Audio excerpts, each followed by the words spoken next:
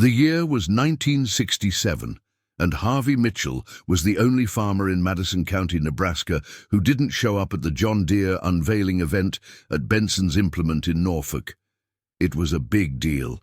The dealership had put up banners, ordered catering, hired a local band. Every farmer within 30 miles had received a personal invitation in the mail, embossed paper with gold lettering. You're invited to see the future of farming. That Saturday afternoon in June, more than 200 farmers packed into the dealership lot, crowding around the new 4020 tractors like they were moon rockets. In a way, they were. The 4020 represented everything modern about farming in 1967: power, efficiency, technology, progress. Harvey Mitchell wasn't there. He was home, 43 years old, in his shop behind his barn, rebuilding the carburetor on his 1949 Farmall H. The June heat made the shop feel like an oven, but Harvey didn't mind. He had the radio on, listening to a ball game, working methodically through the carburetor rebuild he'd done probably 30 times over 18 years. The Farmall H was old by any measure. 18 years of hard work, 8,000 hours on the meter, faded red paint, rust showing through on the hood, the seat worn down to the springs. If Harvey tried to sell it, he might get $800 if he found the right buyer. But Harvey wasn't looking to sell. The tractor ran fine, started every morning, pulled his 4-row planter without complaint, and most importantly, had been paid for since April 14, 1949, the day his father Walter Mitchell had bought it brand new for $1,750 cash. Walter had driven to the International Harvester dealer in Norfolk, counted out $1,400 bills and $50 in smaller bills, and driven the Farmall home. No financing, no loan, just cash, and the tractor was his. Harvey remembered that day. He'd been 11 years old, had watched his father inspect every inch of that tractor before accepting delivery. Walter had made the dealer start it 5 times to make sure it started easy, had checked every fluid, every belt, every connection. Only then had he handed over the money. "You pay cash for what you can afford," Walter had told Harvey that day. "And if you can't afford it cash, you can't afford it at all." Walter Mitchell had farmed through the Depression, had watched neighbors lose everything to debt in the 1930s. He'd sworn his son would never experience that. Harvey had inherited both the farm and that philosophy when Walter died suddenly of a heart attack in 1955, leaving Harvey at 31 with 240 acres of paid-for land and that 1949 Farmall H. At the dealership event that Saturday, Harvey's neighbors were experiencing what the head salesman, a smooth-talking man named Jim Benson, called the future of farming. The John Deere 4020 was genuinely revolutionary. 80 horsepower, which was massive for 1967, power steering that made 12-hour days feasible, independent PTO, so you could stop the tractor without stopping the implement, differential lock for traction, synchronized transmission that was easier on the clutch. Everything a modern farmer needed to compete in the new agricultural economy. Jim Benson was a professional. He'd been selling farm equipment since 1952, had perfected his pitch over 15 years. He knew how to read farmers, knew how to plant seeds of doubt about their old equipment, knew how to make them feel like they were falling behind if they didn't modernize. "Gentlemen," Jim said, standing on a platform next to a bright green 4020. "Farming is changing. The old ways don't work anymore. You're competing in a global market now. Your neighbors are modernizing. If you don't keep up, you'll be left behind." He let that sink in, watching the farmers shift uncomfortably. "Now, I know what you're thinking. You're thinking, 'Jim, that's a beautiful machine, but I can't afford it.' Well, let me tell you something. You can't afford not to have it. This tractor will increase your productivity by 30%. 30%! That means more acres planted, more acres harvested, more income. This machine pays for itself." More nodding. The farmers wanted to believe. "The price is $6,800, Jim continued. "I know that sounds like a lot. That's more than most of you gross in a year. But here's the beautiful thing. You don't need $6,800. You need $134 a month. We've partnered with John Deere Credit to offer financing at 6.5% interest over 5 years. That's less than you spend on fuel in a month. Can you afford $134 a month to triple your productivity? Of course you can." The math was compelling. $134 a month sounded manageable. That was 4 or 5 loads of corn at current prices. Any farmer could swing that, especially with the productivity gains the new tractor would bring. What Jim Benson didn't mention, what he never mentioned, was the total cost. $134 a month for 60 months was $8,040. So you'd pay $8,040 for a $6,800 tractor.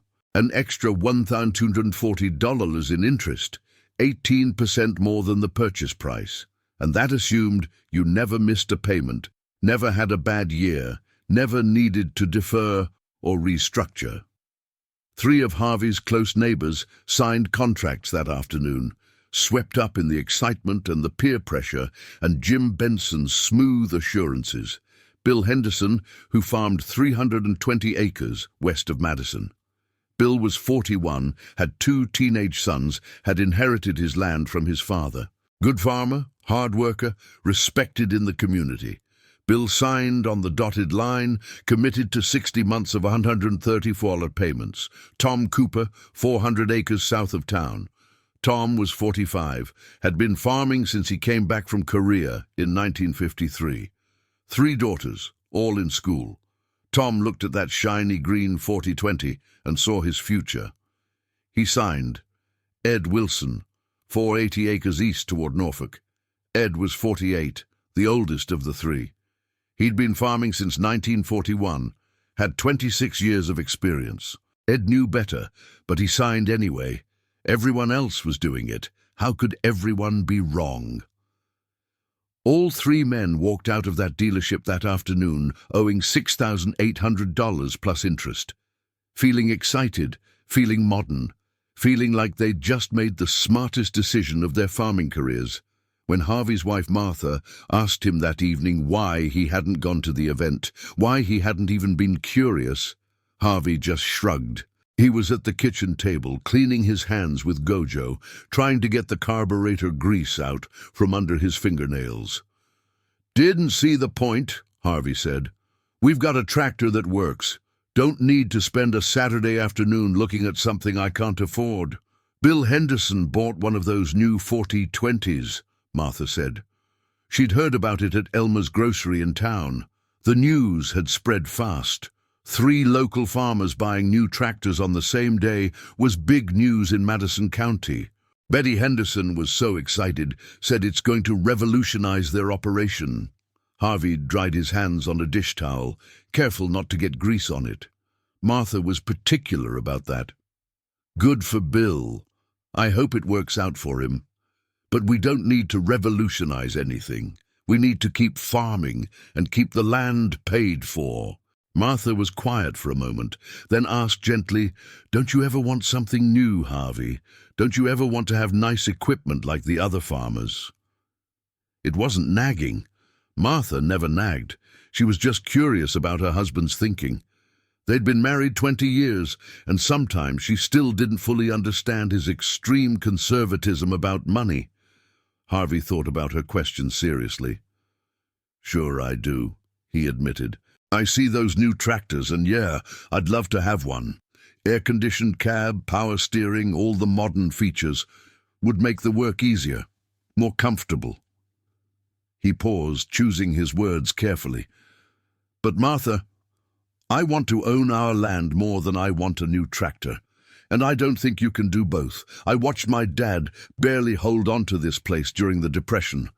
Watched him scrape and save and sacrifice to keep it. He told me before he died, 'Harvey, the minute you start owing money on the land or the equipment, you stop owning it. The bank owns it, and they'll take it first chance they get.'" Harvey looked out the kitchen window at his 240 acres, at the land his father had protected through the Depression. "I'd rather farm with old equipment on land I own than farm with new equipment on land the bank owns. That's just how I see it." Martha nodded. She understood. Her own father had lost a farm to debt in 1934. She'd been 6 years old, remembered crying as strangers loaded their furniture into a wagon, remembered her mother's face, remembered the shame. She never wanted her children to experience that. Over the next 2 years, Harvey watched his neighbor's farm with their new John Deere 4020s. The tractors were impressive, he had to admit. Faster, more powerful, more comfortable than his old farmel. Bill Henderson could plow 20 acres a day with his new tractor. Harvey's farmel could do maybe 12 on a good day. But Harvey also noticed something else. His neighbors looked stressed in a way they hadn't before. At the grain elevator, at church, at the cafe in town, they had a tension about them. Bill Henderson especially. He'd aged 5 years in too. In 1969, Harvey was at the co-op buying seed corn when Bill pulled up in his pickup. Bill looked exhausted, his eyes red-rimmed, his face drawn. "Bill, you all right?" Harvey asked. Bill leaned against his truck. "Having a rough time, Harvey. Corn prices are down. Had some hail damage. Making the tractor payment is getting tight. Can you defer it? Talk to the bank?" Bill shook his head. "Already behind 1 month. They're not flexible. And the worst part is, I got talked into buying a new combine last year too. Another payment. I'm at $300 a month just on equipment. That's $3,600 a year just to service debt." Harvey did quick math in his head. Bill farmed 320 acres, mostly corn and some soybeans. At current prices, he'd be grossing maybe $35 per acre, or $11,200 total. After seed, fertilizer, fuel, and other expenses, he'd be netting maybe $5,000. The equipment payments alone were eating 70% of his profit. "What are you going to do?" Harvey asked. "Keep farming, hope prices improve. What else can I do?" That conversation stuck with Harvey. He went home and pulled out his own farm ledger, the one he'd been keeping since he took over from his father in 1955. His total equipment debt, 0. His land debt, 0. His gross income last year, $8,200 from 240 acres. His net profit after all expenses, $3,800. Not as much as Bill's gross, but all of it his to keep. The 1970s brought challenges. Prices fluctuated wildly. The economy was unpredictable. Inflation hit double digits. The farm crisis was still a decade away, but the seeds were being planted in the late 60s and early 70s as farmers took on debt, assuming prices would stay high. Bill Henderson lost his farm in 1973, 6 years after buying that John Deere 4020. The bank foreclosed on October 18th, a cold Thursday morning when the corn was still in the field, 3 weeks from harvest ready. Harvey read about it in the Madison County Star, a small notice in the legal section. Foreclosure sale, 320 acres, improvements, equipment, Henderson property, date, November 3rd, 1973. Harvey drove over to Bill's place that Saturday, found Bill in his machine shed working on the 4020. The tractor looked good still, well maintained, but Bill looked terrible. He'd lost maybe 30 pounds, had deep circles under his eyes, moved like a man twice his age. "Bill," Harvey said. Bill looked up from the tractor, wiped his hands on a rag. "Harvey, come to see the circus." "Come to see a friend." Bill laughed, but there was no humor in it. "Some friend, been farming 6 years with this beautiful machine, and I'm losing everything. You've been farming 20 years with equipment from 1949, and you're fine. What's that say about me?" "Says you took a risk that didn't pan out," Harvey said carefully. "We've had 6 tough years, Bill. Prices haven't been good. Weather's been spotty. Even good farmers struggled. But you didn't struggle." "I didn't have payments," Harvey said quietly. "That's the only difference." Bill sat down on the running board of the 4020, suddenly looked like he might cry. I was so sure, Harvey. In '67, everyone said modernize or die. Everyone said the old ways were finished. This tractor was supposed to save us, supposed to increase productivity, make us competitive. And it did. I could plow more, plant more, harvest more. But none of that mattered because I couldn't make the payment when prices dropped. He looked at Harvey. You know what kills me? This tractor is going to sell at auction for maybe $3,500. Half what I paid, and I still owe $200 on it. So the bank gets $3,500 toward my debt, but I still owe them money after 6 years of payments. Bill wiped his eyes. They're taking the land too. Appraiser says it'll bring $280,300 an acre. That's $89,600 to $96,000. But I owe $76,000 on various loans. So after they take their cut, I'll walk away with maybe $15,000 from 320 acres that my grandfather homesteaded in 1889. Harvey didn't know what to say. What could you say? We're moving to Omaha, Bill continued. Got a job lined up at the armor plant. Betty's devastated. Kids don't understand. Hell, I don't understand.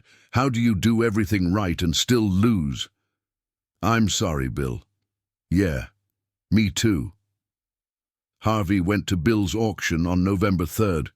Stood in the back, watched everything sell. The John Deere 4020 brought $3,400. The combine, the planter, the cultivator, all sold for 50 cents on the dollar. The land sold for $285 an acre, $91,200 total. After the bank took their $76,000, Bill walked away with $15,200 and a moving truck full of furniture. He moved to Omaha, started work at the Armour meatpacking plant the following Monday.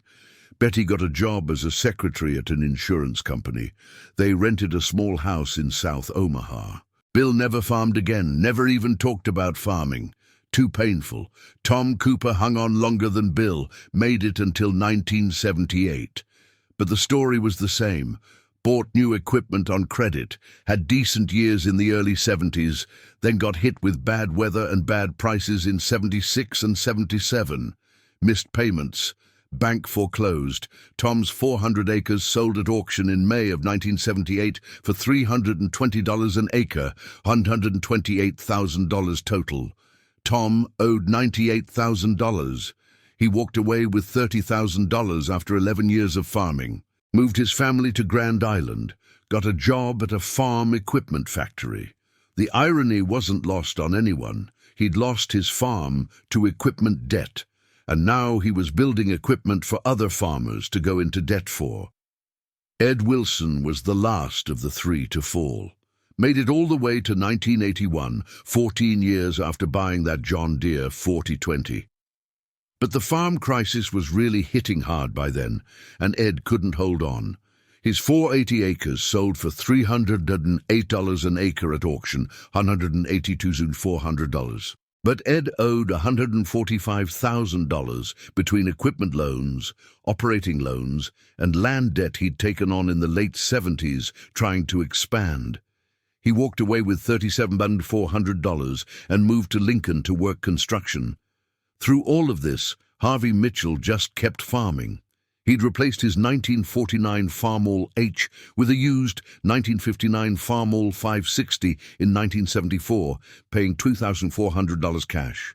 The 49H had finally given out after 25 years, transmission shot, engine burning oil, not worth fixing. But that was okay. It had served well. Harvey sold it for $300 to a hobby farmer who wanted to restore it.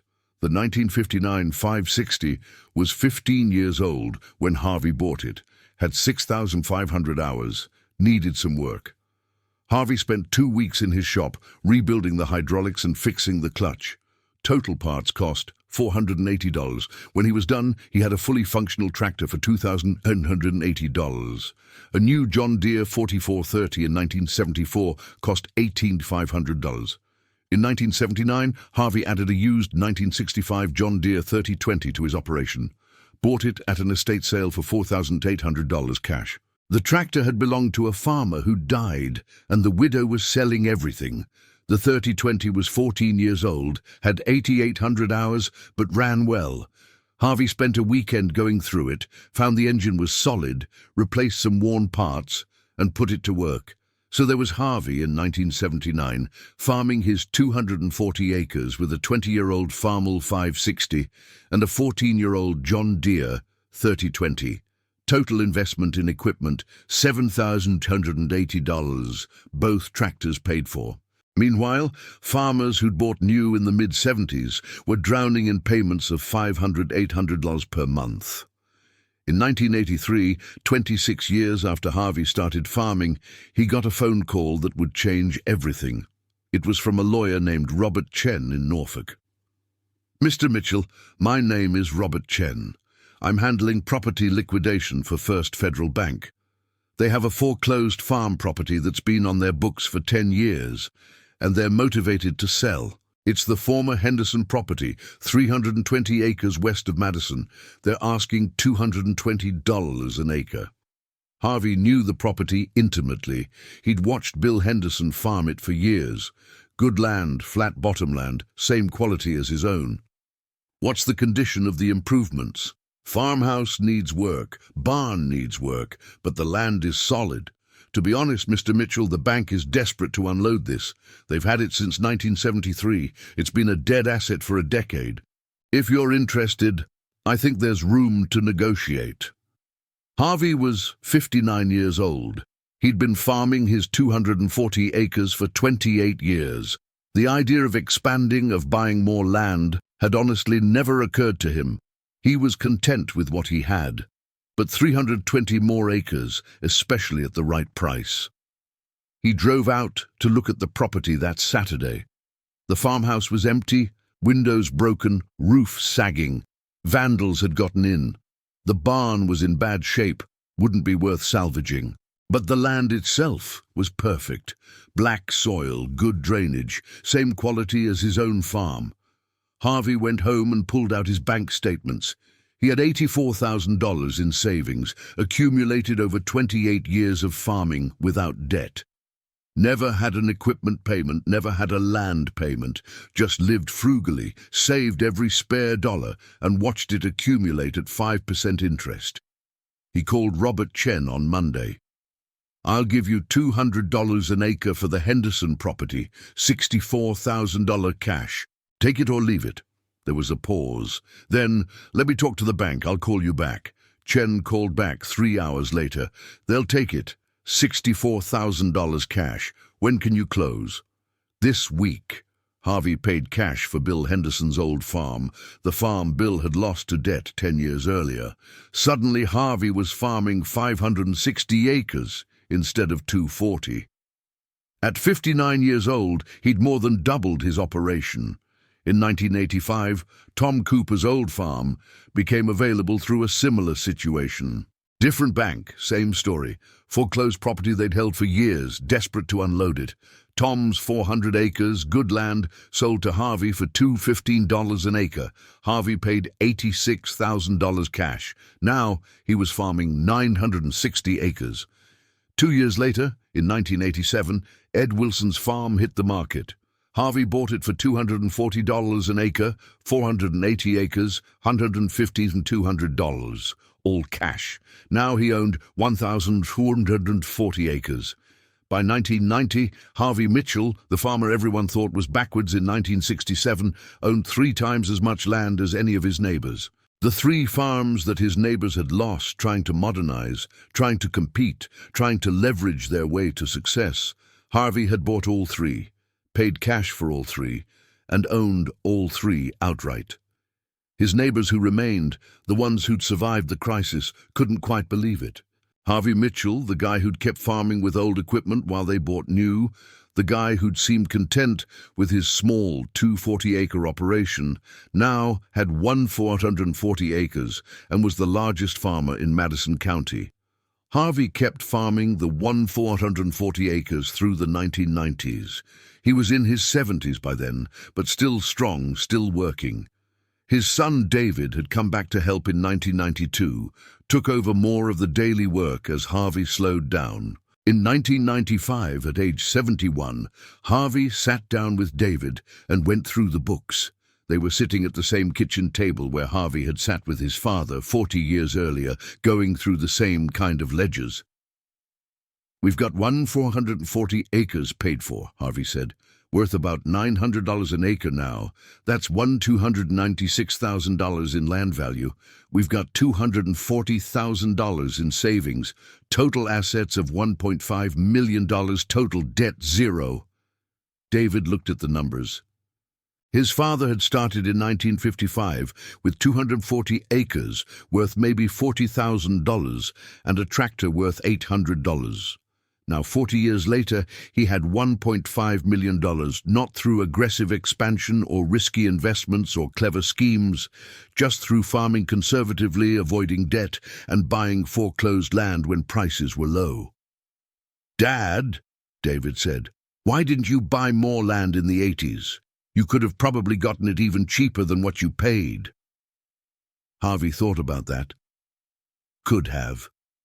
"But I was 70-something by then, too old to manage more, and besides, I had enough. That's a lesson too, David, knowing when you have enough. Some farmers never learn that.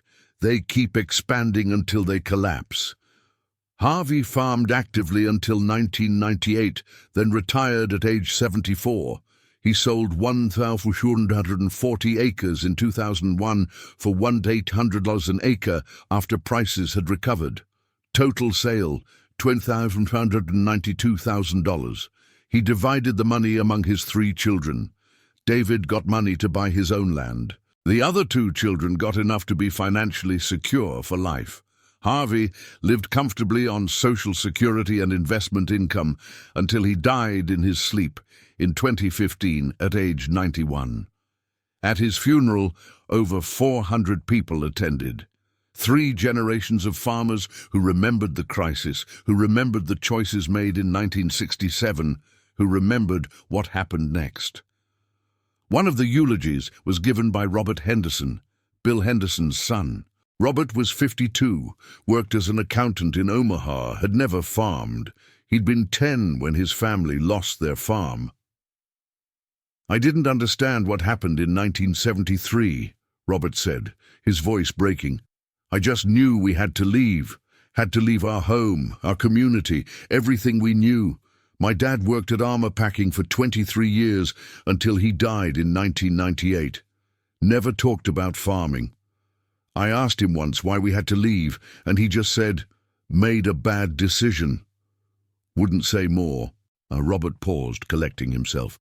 "I didn't understand until I was older. Didn't understand that my father bought a tractor on credit in 1967, and that decision cost him everything. Harvey Mitchell didn't buy that tractor, kept his old one, and that decision made him wealthy."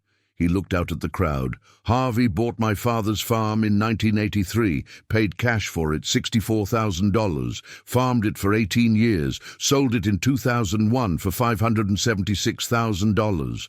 That $512,000 profit should have been my father's. Would have been his if he'd just kept his old tractor, if he'd been more scared of debt, if he'd listened to whatever voice told Harvey Mitchell not to buy on credit." Robert's voice hardened. "My father wasn't a bad farmer. He worked harder than Harvey, put in longer hours, was more ambitious, more driven, but he lost everything, and Harvey kept everything, and the only difference was debt. That's the lesson here. Not that Harvey was smarter or better, just that he was more scared of owing money." The church was completely silent. At the reception afterward, old farmers gathered, men in their 70s and 80s who remembered 1967, who'd been at that dealership event, who'd watched the dominoes fall. George Peterson, age 78, had survived by doing exactly what Harvey did. Kept old equipment, stayed out of debt, bought land cheap in the 80s. "I remember thinking Harvey was a fool in 67, George said. "We all had new 4020s. He was still running that old farm all H. We felt sorry for him." He laughed bitterly. "Turns out he was the only one who understood what was coming, or maybe he didn't understand it. Maybe he was just too scared to take on debt. Either way, fear saved him. Another farmer, Carl Anderson, 82, nodded. The salesman made it sound so reasonable. $134 a month. Anyone could afford that. What they didn't say was that $134 a month for 5 years was over $8,000 for a $6,800 tractor. And they didn't say what happened if you missed a payment. The banks weren't flexible, George added. You miss 1 payment, they're calling. Miss 2, they're threatening. Miss 3, they're foreclosing. I watched good farmers lose everything over a couple missed payments. A younger farmer, maybe 50, spoke up. It's happening again now. Different equipment, higher prices, but same story. Farmers taking on massive debt for new combines, new tractors, new technology. Everyone says you have to or you'll fall behind. And they're probably wrong, George said, just like they were wrong in 1967. The conversation at Harvey's funeral was really a conversation about farming philosophy, about debt versus ownership, about new versus old, about keeping up versus staying solvent. These weren't abstract questions, they were life and death questions that determined who kept their farms and who lost everything. Bill Henderson, Tom Cooper, and Ed Wilson had been good farmers, smart men, hard workers. They'd made one decision in 1967, influenced by peer pressure and sales pitches and the belief that you had to modernize to survive. That one decision, signing papers for $6,800 in debt, had cascaded into losing everything. Harvey Mitchell had made a different decision, not smarter necessarily, not based on superior knowledge, maybe just based on greater fear. He'd said no when everyone else said yes, kept his old tractor when everyone else bought new, and that decision had cascaded into wealth. Years later, Harvey's granddaughter, a woman named Sarah who taught economics at the University of Nebraska, wrote her doctoral dissertation on the farm crisis of the 1980s. She interviewed dozens of farmers, collected thousands of pages of documents, analyzed the data from every angle. Her conclusion, buried in academic language but clear enough, was simple. The farmers who survived weren't smarter or more skilled. They were just more conservative, more scared of debt, more willing to look backwards while everyone else rushed forward. In many cases, they survived by accident, by being too cautious or too stubborn to modernize. But survive they did. And the farmers who'd been confident, who'd been progressive, who'd believed in the future of modern agriculture, many of them lost everything. The neighbors who bought new tractors on credit in 1967 had done what seemed right, what everyone was doing, what the salesmen and the magazines and the agriculture economists all said to do, and they lost their farms. Harvey Mitchell kept his paid-off 1949 Farmall H, ignored the pressure, skipped the event, stayed home working in his shop. And years later, he bought their farms, not through cleverness or exploitation, just through the simple mathematics of debt-free farming. In 1967, the choice seemed obvious, modernize or die.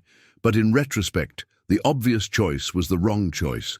The scared choice, the backwards choice, was the right choice. Harvey Mitchell understood that. His neighbors learned it the hard way.